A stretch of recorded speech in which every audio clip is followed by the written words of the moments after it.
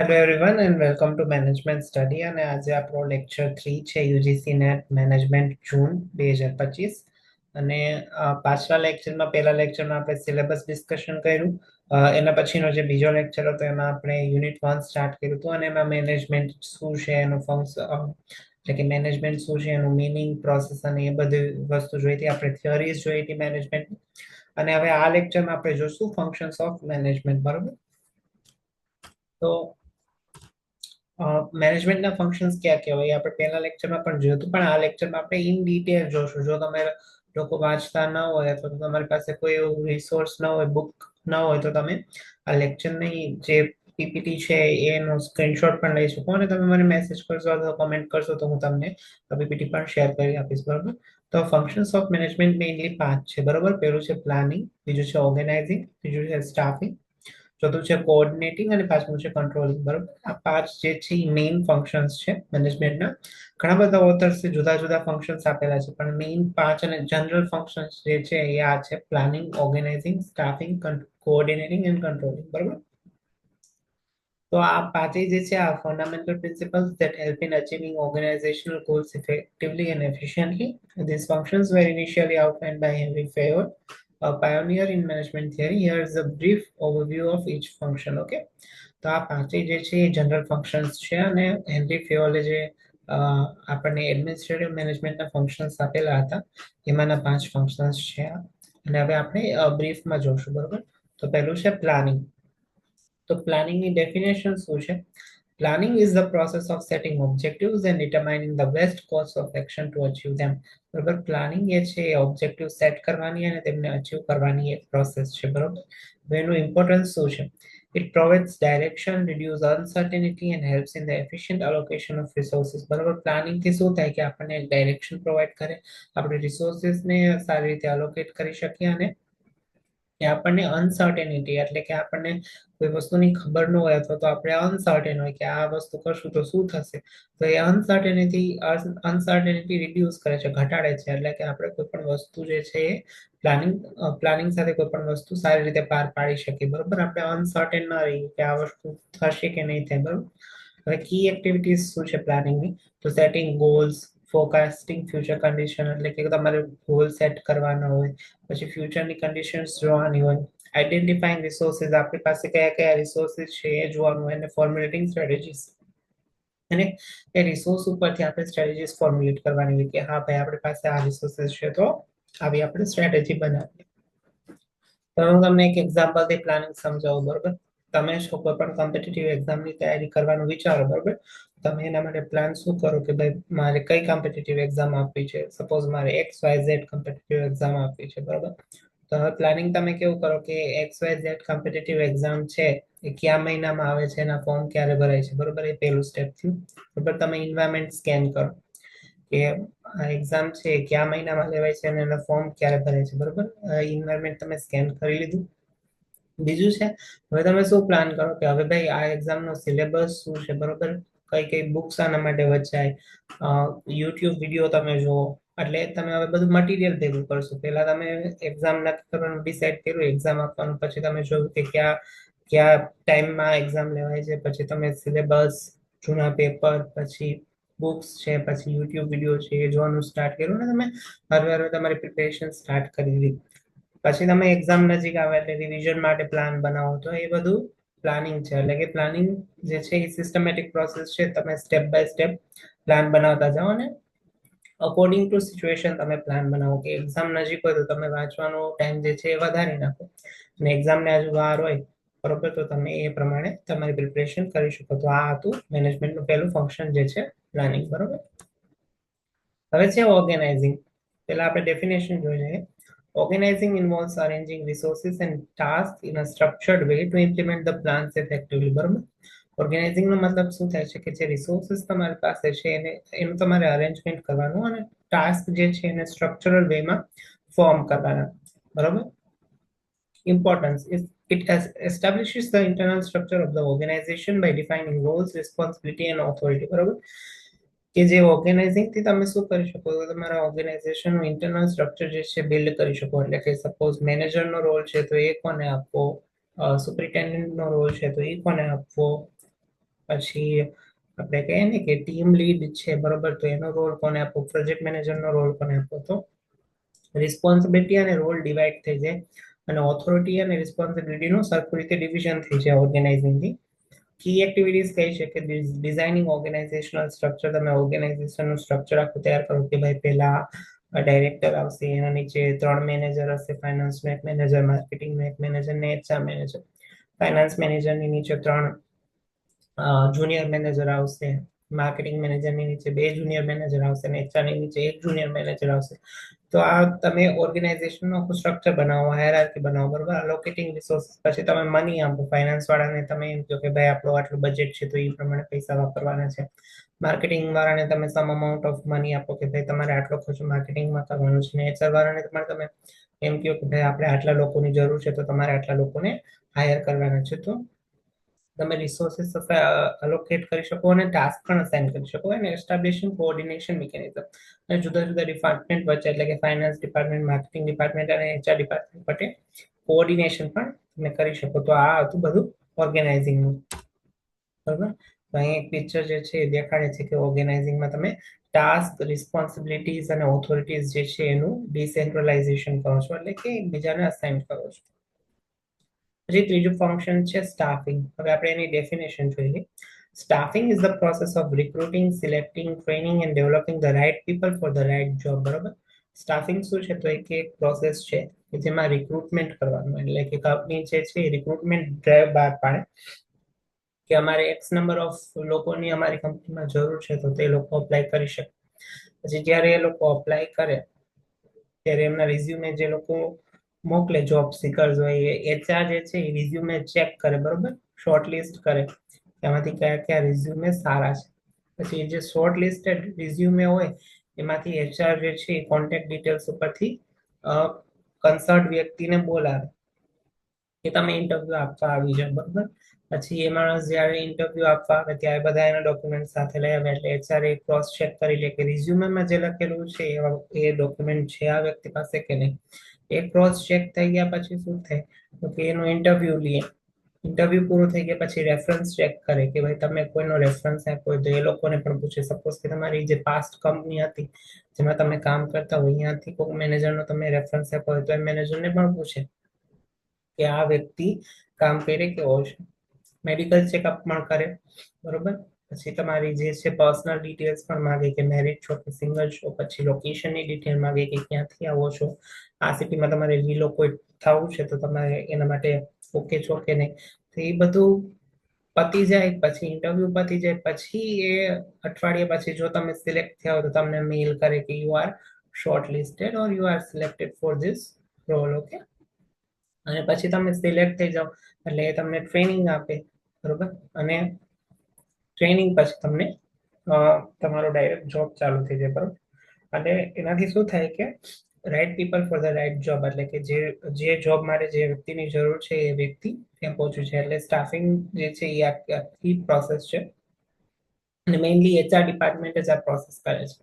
હવે સ્ટાફિંગનું ઇમ્પોર્ટન્સ શું છે, બરોબર. Okay, it ensures that organization has competent and motivated employees to achieve its goals. કે ઓર્ગેનાઇઝેશન પાસે મોટિવેટેડ એમ્પ્લોય હોય કે જેથી કરીને તે તમારું તેનું ઓર્ગેનાઇઝેશન ગોલ અચીવ કરી શકે. હવે એમ્પ્લોય જે હાયર કર્યા હોય જ્યારે કામમાં રસ જ ન દાખવે તો એ કામ થઈ શકે નહીં. એટલે જે કામ કરવામાં જેમને રસ હોય, જે મોટિવેટેડ હોય એવા જ લોકોને ઓર્ગેનાઇઝેશન જે છે એ હાયર કરે છે. અધરવાઇઝ એ લોકો એમને ફાયર કરી નાખે જો એ કામ ન કરતા હોય તો. કી એક્ટિવિટીઝ શું છે સ્ટાફિંગની, તો કે મેન પાવર પ્લાનિંગ, કે તમારે જોવાનું કે ઓર્ગેનાઇઝેશનમાં કેટલી જગ્યાઓ ખાલી પડી છે, ક્યાં ક્યાં ડિપાર્ટમેન્ટ. રિક્રુટમેન્ટ ડ્રાઈવ આવે, પછી સિલેક્શનનું આપણે જોઈ ગયા, ટ્રેનિંગ જોઈ ગયા, અને પરફોર્મન્સ અપ્રેઝલ. પરફોર્મન્સ અપ્રેઝલ એટલે કે દર વર્ષે તમારા પરફોર્મન્સ બેઝ તમને અપ્રેઝલ આપવામાં આવે. સપોઝ કે તમે 3 લાખ પર એનમ એટલે કે 25,000ની સેલરી, તમે 25,000 પર મંથની સેલરી તમે જોઈન કરી. હવે 1 વર્ષ પછી તમારું પરફોર્મન્સ એનાલિસિસ કરવામાં આવે કે આ ભાઈને હાયર કર્યો હતો ત્યારે એમનું પરફોર્મન્સ આવું હતું અને 1 વર્ષ પછી પરફોર્મન્સ આવું છે. પરફોર્મન્સ સારું લાગે તો એ પ્રમાણે અપ્રેઝલ તમને આપવામાં, એટલે કે તમારો પગાર વધારવામાં આવે, બરોબર. આ છે સ્ટાફનું એક ઇમેજ આમાં આપેલી છે. પછી છે કોઓર્ડિનેટિંગ. ડેફિનેશન આપણે જોઈ લઈએ. કોઓર્ડિનેટિંગ ensures that different departments and individuals work together harmoniously to achieve organizational objective. એટલે કે ડિફરન્ટ ડિપાર્ટમેન્ટના લોકો છે એકબીજા સાથે હાર્મોનિયસલી એટલે કે શાંતિથી વર્ક કરે જેનાથી ઓર્ગેનાઇઝેશનનો ગોલ અચીવ થાય. ફાઇનાન્સ ડિપાર્ટમેન્ટ વાળા, માર્કેટિંગ ડિપાર્ટમેન્ટ વાળા અને HR ડિપાર્ટમેન્ટ વાળા જો આ કોઓર્ડિનેશનથી કામ કરે તો ઓર્ગેનાઇઝેશનનો ગોલ જે છે એ ઝડપથી અચીવ થાય. ઇમ્પોર્ટન્સ શું છે કોઓર્ડિનેશનનું? It promotes collaboration, reduce conflicts and ensures that activities are aligned with overall goals. બરોબર? જો કોઓર્ડિનેશન છે કે જે કોલાબોરેશનને પ્રમોટ કરે, કોલાબોરેશન એટલે એકબીજા સાથે મળીને કામ કરવું, બરોબર? કોન્ફ્લિક્ટને ઘટાડે એટલે કે ઝઘડા થતા હોય તો એનું નિવારણ ઝડપથી આવી જાય અને જે કી એક્ટિવિટી છે ઓર્ગેનાઇઝેશનની એના ગોલ સાથે અલાઇન કરે એટલે ગોલ સાથે મેચ કરે તેનાથી કોઓર્ડિનેશનથી ઓર્ગેનાઇઝેશને જે નક્કી કરેલા ગોલ્સ છે એ ઝડપથી અચીવ કરી શકાય. કી એક્ટિવિટીઝ ઓફ કોઓર્ડિનેટિંગ, બરોબર? કોઓર્ડિનેશનમાં કઈ કી એક્ટિવિટીઝ આવે તો પહેલું છે ફેસિલિટેટિંગ કોમ્યુનિકેશન. તો કે પહેલા તો તમારે બધાને કોઓર્ડિનેટ કરવા હોય તો તમારે કોમ્યુનિકેશનને ફેસિલિટેટ કરવું પડે કે ફાઇનાન્સ ડિપાર્ટમેન્ટ વાળા, માર્કેટિંગ ડિપાર્ટમેન્ટ વાળા સાથે પણ વાત કરી શકે. They can talk with HR department also. HR department વાળા ફાઇનાન્સ ડિપાર્ટમેન્ટ વાળા સાથે પણ વાત કરી શકે and they can talk also with the marketing department. તો આ ફેસિલિટેટિંગ કોમ્યુનિકેશન કે તમે કોમ્યુનિકેશનને બહુ ફેસિલિટેટ કરી નાખ્યું, બરોબર? એટલે કે cross department communication, inter department communication, બરોબર? પછી છે રિઝોલ્વિંગ કોન્ફ્લિક્ટ, બરોબર? કોઈ પણ ડિપાર્ટમેન્ટમાં કંઈક નાનો મોટો કોન્ફ્લિક્ટ થયો બે એમ્પ્લોય વચ્ચે તો એનું ઝડપથી નિવારણ આવી શકે. સિંક્રોનાઇઝિંગ ટાસ્ક, બરોબર? ટાસ્ક જે છે એ સારી રીતે ડિવાઈડ થઈ શકે. પ્રમોટિંગ ટીમ વર્ક અને આનાથી ટીમ વર્કને પણ પ્રોત્સાહન મળે છે, બરોબર? તો એ કોઓર્ડિનેટિંગ છે. કોઓર્ડિનેશન એટલે કે બધા સાથે મળીને કામ કરે. અને લાસ્ટ જે મેનેજમેન્ટનું ફંક્શન છે that is controlling, બરોબર? એટલે કે અંકુશ. Definition: controlling involves monitoring and evaluating the progress of activities to ensure that goals are being met as planned. બરાબર? કંટ્રોલિંગ નો મતલબ છે કે કંટ્રોલિંગ જે છે મોનિટર કરે છે, બરાબર? કે કોઈ પણ પ્રકારનું કામ તમે એમ્પ્લોયને આપ્યું છે તો એ એમ્પ્લોય કેવી રીતના એ કામ કરે છે એ કંટ્રોલ કરવાનું કામ કોનું છે? મેનેજરનું.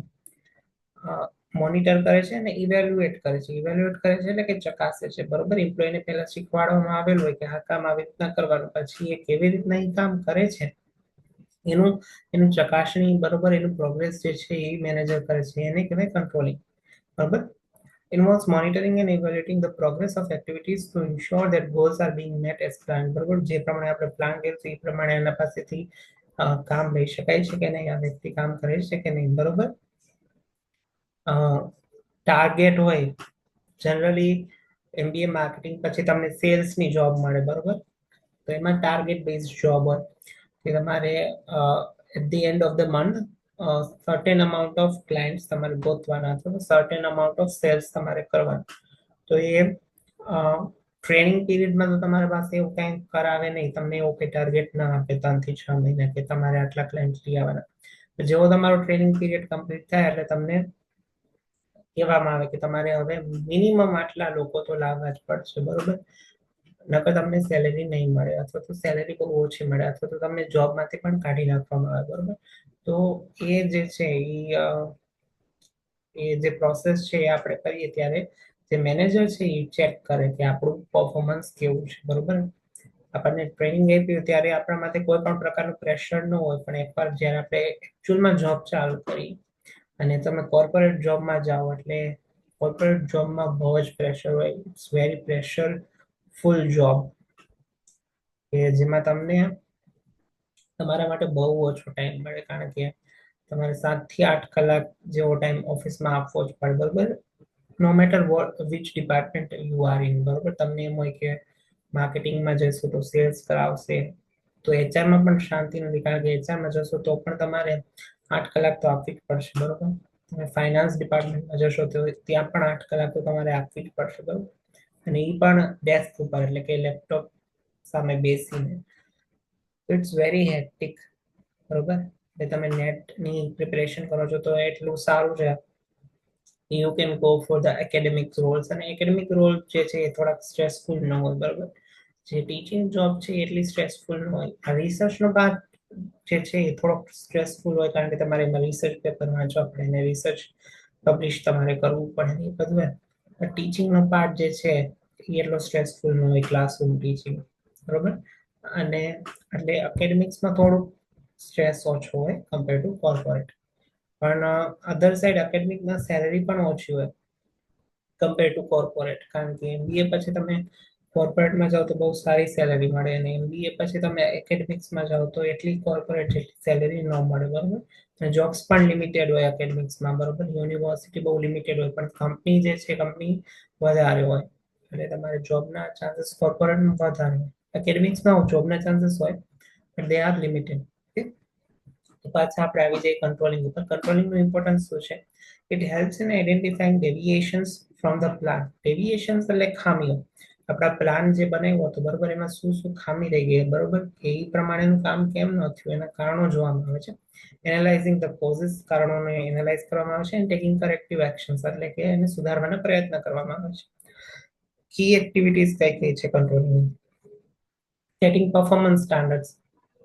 Certain amount of performance standard set કરી દો.